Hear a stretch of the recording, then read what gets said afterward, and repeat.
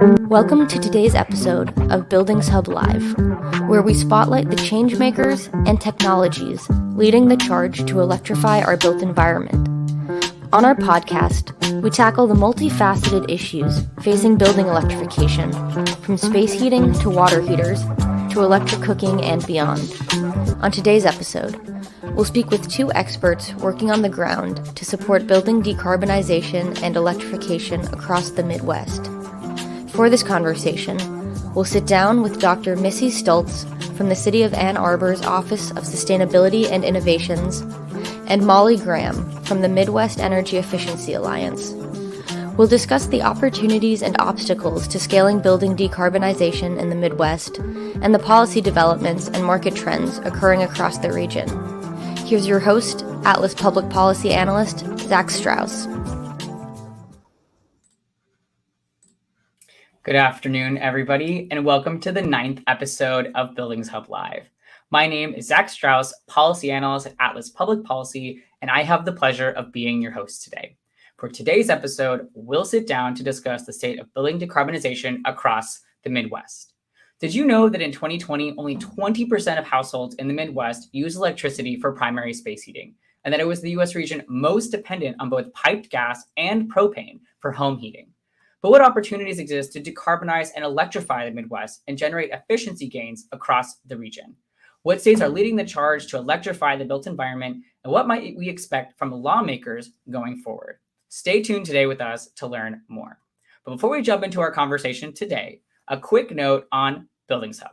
Here at Atlas, we manage a one-stop shop data analysis tool for building sector electrification called Buildings Hub. If you're interested in heat pump market data, state policies and funding programs, the current makeup of the U.S. housing stock, federal grants, we've got you covered, and a lot more. We just dropped a new data story analyzing all the latest heat pump and home heating market data, drawing from the most recent and the largest household energy survey conducted at the Department of Energy.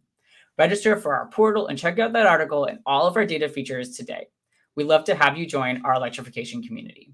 We've put a link here to the site below. Take a look. I think it's pretty cool. Now, for today's episode, we're currently live on YouTube and LinkedIn, and we encourage our audience to send us over your questions, and we'll put them in as we go along. You can do so through the Q&A portal through our YouTube channel. We really look forward to hearing from you through our episode today. It is now my distinct pleasure and honor to introduce our superstar speakers today. We are joined by Molly Graham from the Midwest Energy Efficiency Alliance, and Dr. Missy Stultz from the City of Ann Arbor Sustainability and Innovations Office. Welcome to the both of you, and thank you so much for being here today on Buildings Hub Live. Thanks for having us. Yeah, thanks, Zach. Absolutely. So we've got lots to cover, and like always, only half an hour. So we're going to jump right into our conversation. So we're going to start with Molly. It's great to have you with us today. Where in the Midwest do you find yourself? And importantly, do you have a Midwest favorite specific food? And after you answer that really important question, from a high-level perspective, what is your role in the building decarbonization space in the Midwest? Sure, thanks, Zach. Physically, I'm located in the city of Chicago, but Mia's work focuses on 13 states across the Midwest. My favorite, I guess, it's probably not regionally specific, but it is Chicago-specific food, is Italian beef sandwiches. You know, if you haven't been to Chicago and you haven't had an Italian beef, I highly recommend it. But from our role, kind of my role and the organization's role in building decarbonization and energy efficiency, Mia is focused primarily on energy efficiency across our 13-state footprint. And I categorize our work into three main pillars. We have education and advocacy on both the state legislature and the regulatory side. We work with local jurisdictions on adoption and enforcement of policies related to their buildings. So things like energy code adoption or building performance standard implementation. And then finally, the market solutions category, which is where I work.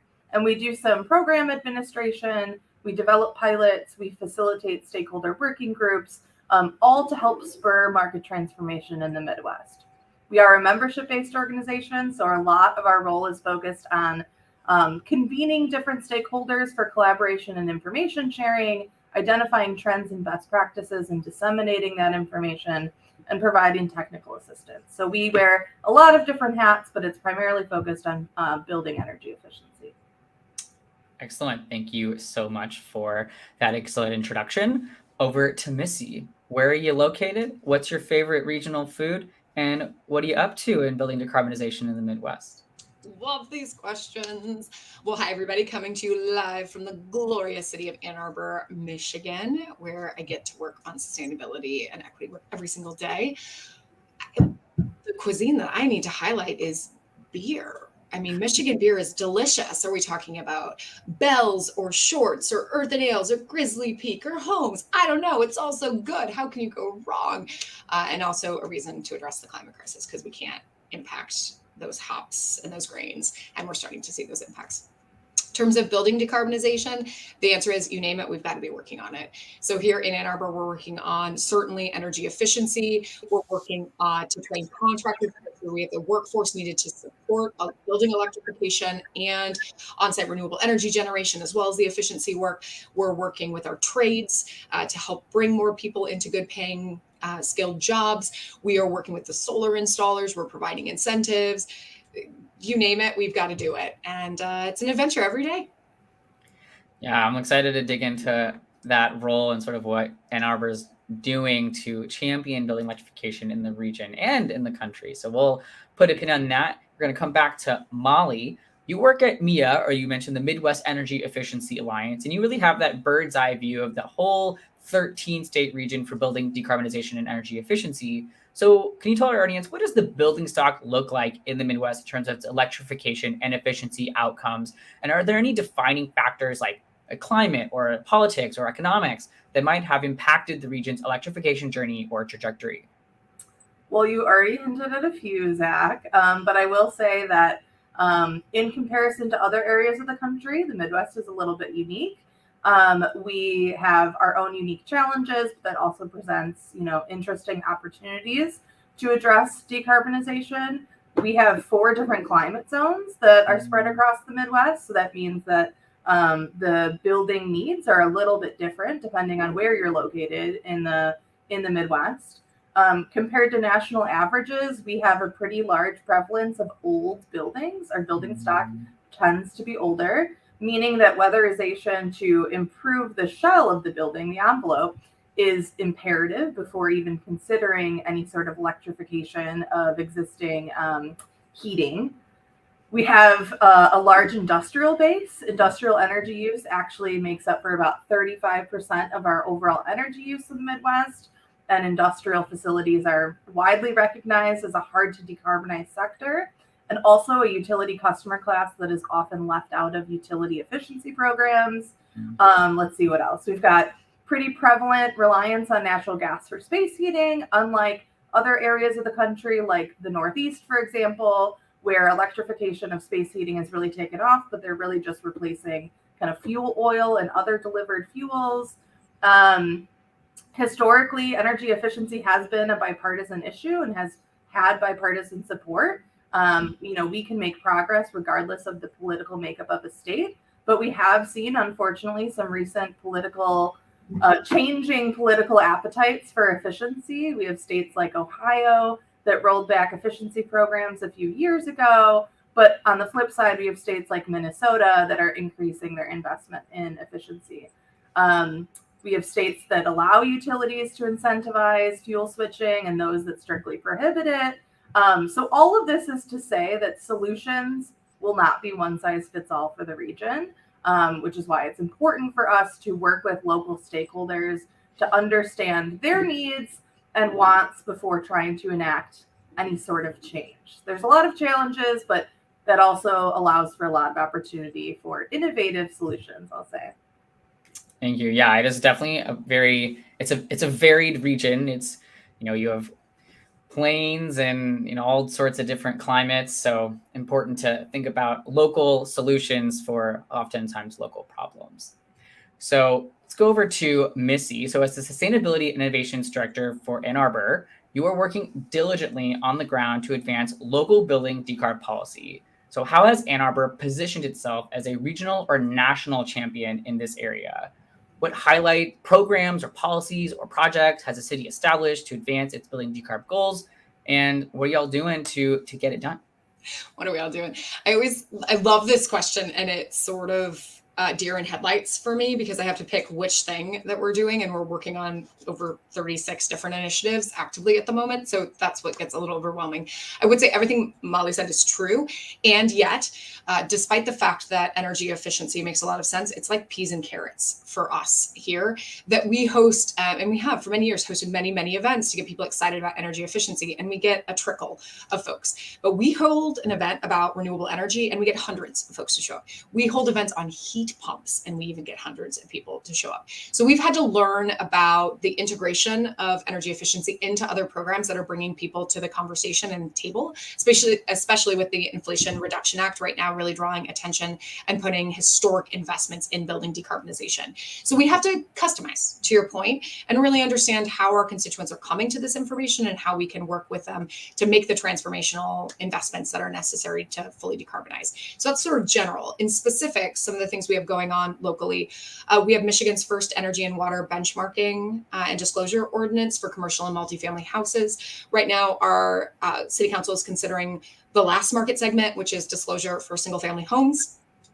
Which is done in multiple different places. We're also working on a green rental housing initiative right now, where 55% of our housing units are rentals in the city. And so that's a market segment we really want to put a lot of time and effort into, especially because of who tends to be renting in our community tend to be people that certainly have less control over that built environment by default of being renters, but also we have socioeconomic disparities that exist in the marketplace more broadly.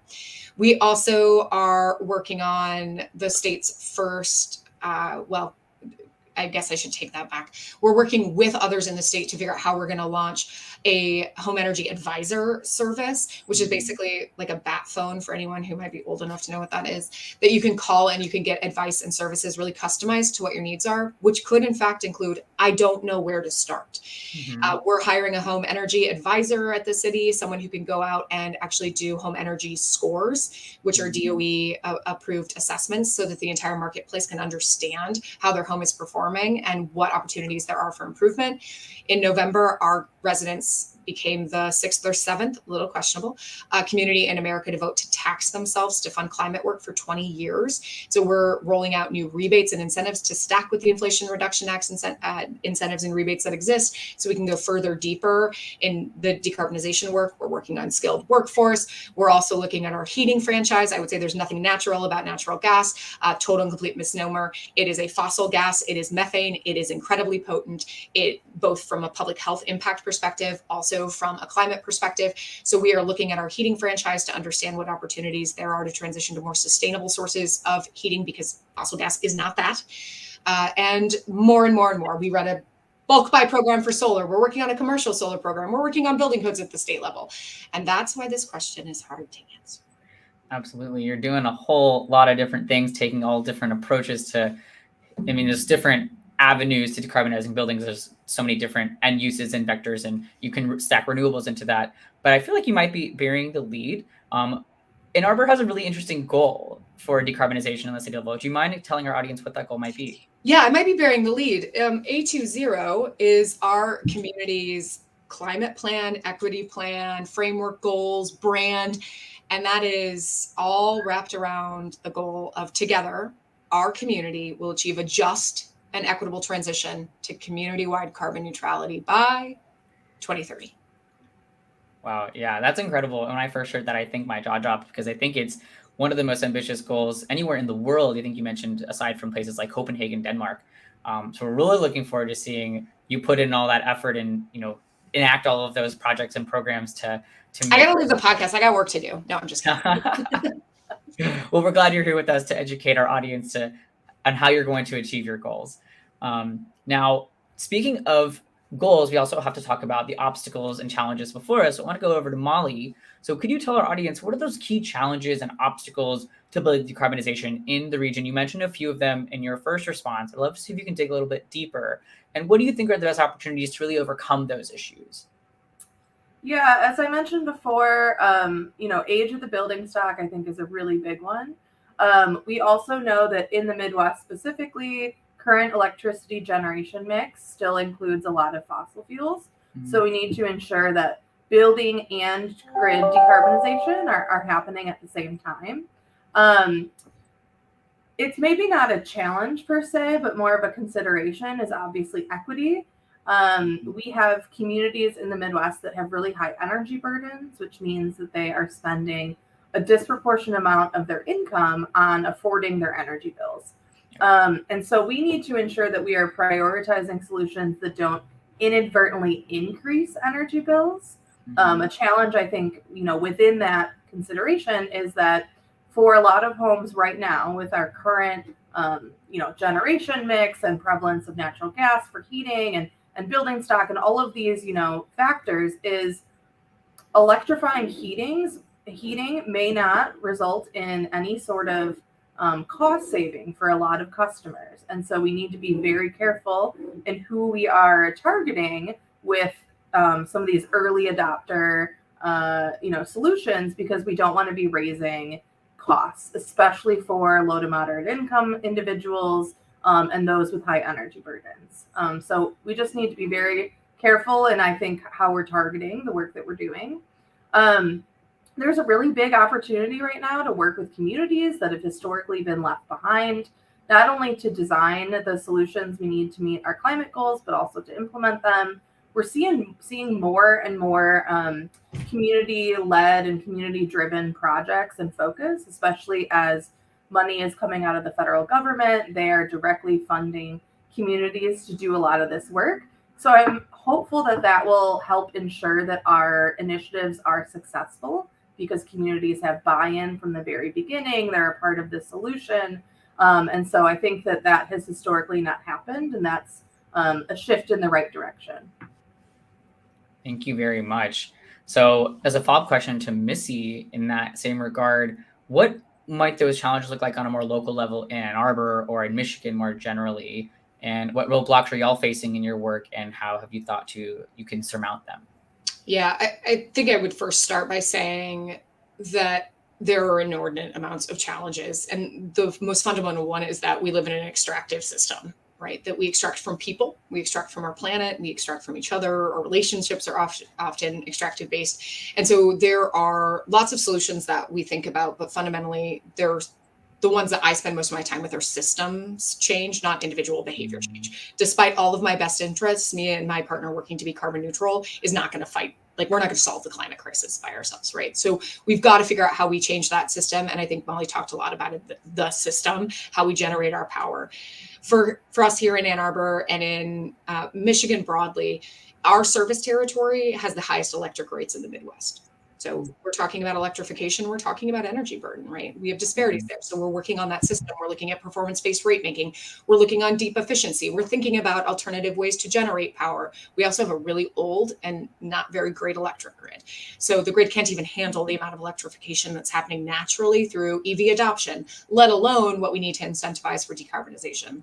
So for us, that means looking at thermal energy networks and the role they play for heating and cooling paired with deep efficiency. We know that we can make this work because we've done so much modeling, economic modeling, energy modeling, that we need to stack solutions. There isn't just one thing, right? But the complication of that is I'm stacking things now. So costs get bigger, even though the economics work over periods of time, but our green bank may not lend that much money to someone. So we need to increase the amount of financing that's available. And who gets that financing?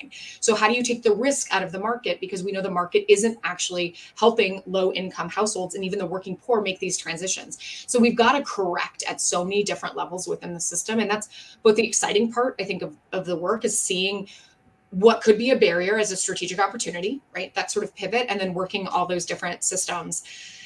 A few other things I would just add is we don't have the workforce. I mean, for what's coming right now, our weatherization system, we identify lots of people eligible for weatherization, and the wait list is 18 months. That's a problem in the system. We haven't flexed our muscles to bring in the workforce at the scale that's needed to get to the deployment levels necessary to decarbonize. So we've got to autocorrect in that system. And then I would just add, one of the things we're thinking about that's kind of different in the ecosystem because we have to think differently, is instead of relying on our investor-owned utilities to make this transition, because in many cases they are not moving fast enough, right? While they have their own goals, they do not align with the science, nor do they align with our aggressive goals locally.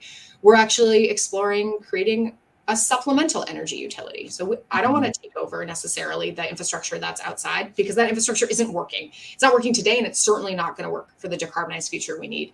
But what happens if we deploy a sustainable energy utility that basically is all about DERs, distributed energy resources, being deployed on homes and businesses throughout the community, connected through microgrids with energy storage systems on site? I build a much more resilient and a much more climate smart piece of electrical infrastructure that can handle and actually reduce some of the strain on the big grid. It can handle the decarbonization we're talking about. It's community owned. It is just, I mean, we can do so much more with it than before. And why aren't we? So to be honest, I don't even want to create this sustainable energy utility. I want our investor-owned utilities and our public utilities to be doing this work. But in the absence of their vision, one of the things I think local governments can do is show an alternative path to success. And that's right now in this moment, that's what I'm most excited about in Ann Arbor, is we're not afraid of asking really hard questions. That's great. I love that. You really piqued my nerdy interest when you discussed thermal energy networks, because those are coming up. We had an episode on that a few months ago, and there is one in Ball State University in Indiana. So they are popping up in your region.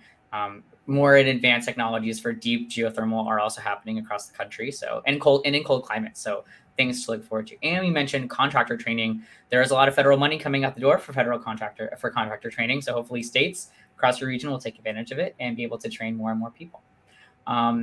Moving over to Molly, thinking about leaders and policies that we want to see, a lot of those that Missy were discussing. So are there any states in your region that stand out to you as leaders in the Midwest for building electrification? So for example, Minnesota's latest budget and policy legislative session just came to mind. Are there any pieces of legislation or policy action across your region that we should be watching? And that could even include things like disincentivization or preemption bills. Yeah, I mean, you hit on Minnesota, obviously, with the question, but Minnesota, Illinois, and Michigan are all certainly leaders in the region, but also in the nation. All three tend to be in the top 15 or so states for ACEEE State Efficiency Scorecard. Minnesota and Illinois both made headlines in the last 2 years when they passed large pieces of legislation focused on clean energy. ECO in Minnesota, CEJA in Illinois. We're really only starting to see some of the impacts of that legislation as programs are currently being designed and deployed. We'll see more and more what those impacts look like over the next year or so.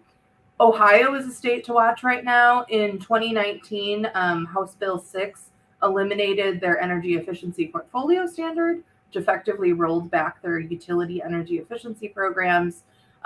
There have been multiple efforts to overturn that. It was also tied up in a corruption scandal. So if you're part of the energy space, you've probably been following those trials. But right now, House Bill 79 would allow for voluntary efficiency programs, and we're hopeful that that bill will be successful. So I think Ohio is definitely a state to watch.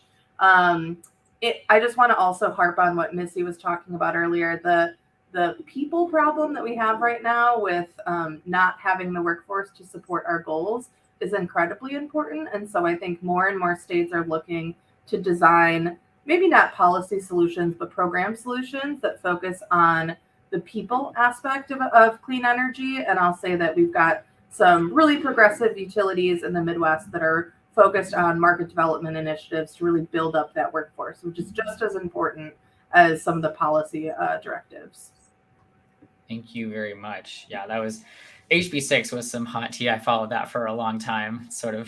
It's very dramatic, but yeah, had some really negative consequences for energy efficiency programs in the state of Ohio. Absolutely. So we'll see if that progresses as the case is closed. So I'd like to ask a question, and we just wrote an article about Maine and Maine's heat pump adoption, and that's a really cold climate. So people across the Midwest, that region can get pretty cold, right? Especially around the Great Lakes. And there is some skepticism, whether that's founded is not really, I don't know if it's founded, but about the efficacy of air source heat pumps or heat pump water heaters in cold climate conditions. So from your experiences, do you see the technology as feasible in the Midwest? and how can we work to raise consumer awareness and confidence in this technology? And I started to think about, Maine is a good example, or Sweden has lots of heat pumps. So I'll start with Missy. And what do you think about that? Yeah, the question is absolutely these products work, right? We're talking about a cold climate air source heat pump that's capable of producing in incredible efficiency to very low temperatures, -9. And then it still produces. It just uses an electric resistance backup system. So you're still getting energy. And we've looked at this data. We spend on average 2 to 3 hours at -9 across a year, right? So we're planning for these extremes because that's what we do, but we've got a system that's deeply efficient here. And part of what we need to do, to your second part of that question, is talk about that, to show it. So 2 weeks ago, we held our second annual Electrification Expo at a farmer's market, where we brought out different pieces of equipment and different vendors and residents that are embracing these technologies to talk to each other about what their experience has been. A few hundred people came through. It was a stormy, terrible night, and we still had that many people come out to talk about electrification. So I think we have to talk about it. We have to show it. We have to profile. We're terrible storytellers in, I think, most local governments. We're so busy doing the work that we're trying to find partnerships to just daylight these practices and demystify false information that's out there. These are not the heat pumps of the last 50 years. We are talking about deeply efficient pieces of equipment. I would agree. Molly, anything to add? No, I think I agree with everything that Missy said. I think, the technology is feasible now across all the climate zones that are representative of the Midwest. We also know that pairing weatherization with a heat pump will just ensure that extra level of comfort about their performance, especially on those coldest days of the year. Doing weatherization first and then installing a heat pump makes a lot of sense, and you can really ensure that comfort for occupants. I think you mentioned once, Molly, that people in the Upper Peninsula of Michigan were installing heat pumps. Is that correct? That is true. The Upper Peninsula of Michigan has a high prevalence of heat pump adoption. And like you said, Maine also does. There are examples of other cold climates that are installing heat pumps in mass, and there are not issues. Alaska has a lot of heat pumps, and so we're seeing it work. I think the technology has advanced so much that we're no longer concerned about its performance. Thank you so much. We can tell it to the naysayers when they use that as their rhetoric against adoption. Want to sneak this question in because I am interested. I used to follow the University of Michigan because I was interested in their gymnastics team. So Ann Arbor is the home of the University of Michigan. It's one of the largest universities in the country. So I'd like to know how you might be partnering with that school and institutions there to mobilize those policies, programs, and even conduct maybe research on efficiency electrification. And do you see them as an important partner in your local efforts? Yes. First, let me just name that I am also a season ticket holder to women's gymnastics. So I felt like I loved you, Zach, and now I know it's true. This is great. So the University of Michigan is this incredible institution that we have right in our backyard, and we collaborate with them on multiple different initiatives. Sometimes that's very specific research-based questions that are a moment in time or a sliver, right, of a conversation. And sometimes it's much larger. The one I'll just highlight that I haven't mentioned yet is we are working to create America's first carbon neutral existing neighborhood, and it happens to be a low income neighborhood. And so we are working with community-based organizations, the residents. All the money we fundraise goes to the residents in the neighborhood, either to make improvements or to hire them to help do the outreach. And the University of Michigan is one of our strategic partners. We have multiple professors who are helping us research the technologies, do the energy modeling, understand energy burden, measure efficacy of the different things that we're deploying in the neighborhood, because the goal, of course, is to expand these lessons learned throughout the entire marketplace. But if we can solve this for those suffering the most energy burden, this is scalable throughout the whole market, right? So we're really excited about this project. That's but one example. We take interns. If anyone is interested, we are also hiring for fall interns. We would love to have you join us. Wonderful. I love that cheeky pitch. So let us sneak this question in at the end, at the 11th hour here. This is for Molly, because I'm really excited about this development. Something exciting happened in the Midwest just recently in June. The first municipality or local jurisdiction in the region, the village of Oak Park, Illinois, just passed an electrification ordinance requiring all electric new construction. So this is new for the region. It's not like California. Can you explain to our audience what this might mean for the Midwest at large, and what kind of precedent it might set going forward? Yeah, we're already seeing other cities in the Midwest explore this option. and try to quantify what an electrification ordinance could mean for their building stock. So I think we're already going to start seeing more cities put forth similar ordinances. I will say that Oak Park, did some research on their building stock and their emissions and realized that residential and commercial buildings account for about 70% of their greenhouse gas emissions. And they wanted to ensure that new construction does not continue to add to that number. They also identified improving efficiency in their buildings was an important piece as well. So they, in tandem with passing the electrification ordinance, adopted the 2021 IECC, making it stronger than the statewide Illinois Energy Code, and they're considering adoption of a stretch code as well. So these are all, different pieces of the puzzle that they're fitting together at the same time. I love a stretch code. I love when cities go above and beyond. So we've reached the last question. This is tradition here at Buildings Hub Live. We go into our lightning round, which is exciting as it sounds.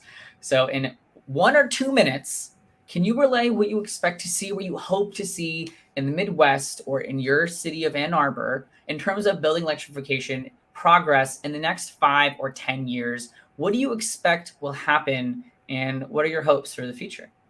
Let's start with Molly.